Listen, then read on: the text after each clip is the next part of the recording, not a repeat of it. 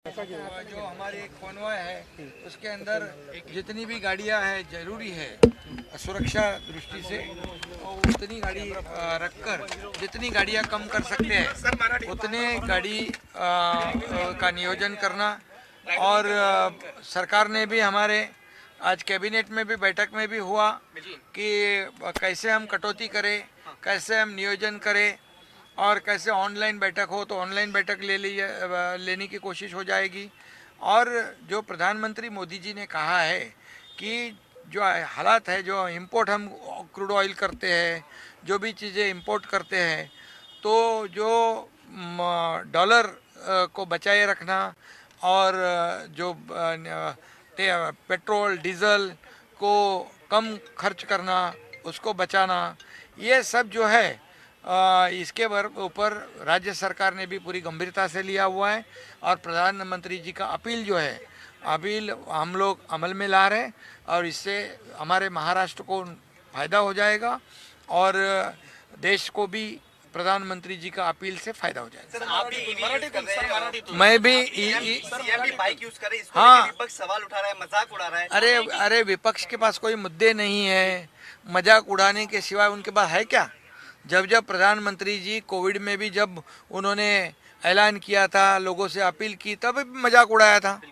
और अभी भी जब भी प्रधानमंत्री जी देश हित की बात करते हैं वो कहते हैं नेशन फर्स्ट, ये उनको मजाक लगता है।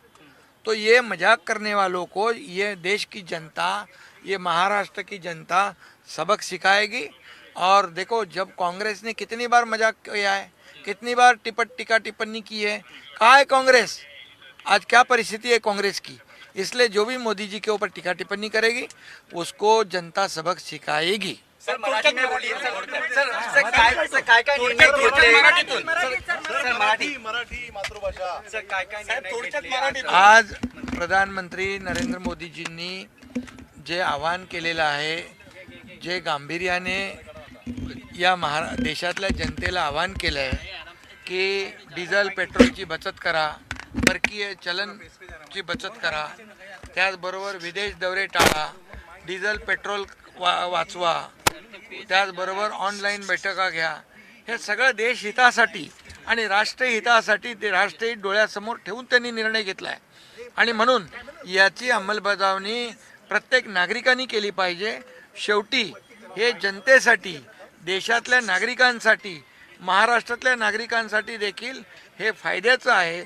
आणि म्हणून जसं कोविडमध्ये जसं त्यांनी देशाला सुरक्षित ठेवण्यासाठी अनेक सूचना केल्या, अनेक आवाहनं केली, त्याला देखील लोकांनी प्रतिसाद दिलाय।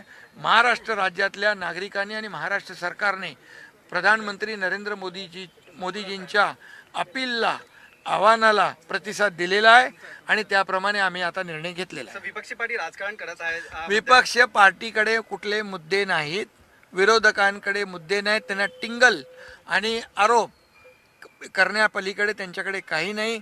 जेव्हा जेव्हा मोदीजी देशहिताचा निर्णय घेतात तेव्हा तेव्हा हे टिंगल टिप्पणी आणि आरोप हे करत असतात।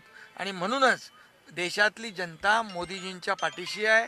म्हणून आपण पाहिलं की आता झालेल्या पश्चिम बंगालमध्ये, आसाममध्ये निवडणुका जिंकल्या, मोदीजींवर विश्वास ठेवला लोकांनी।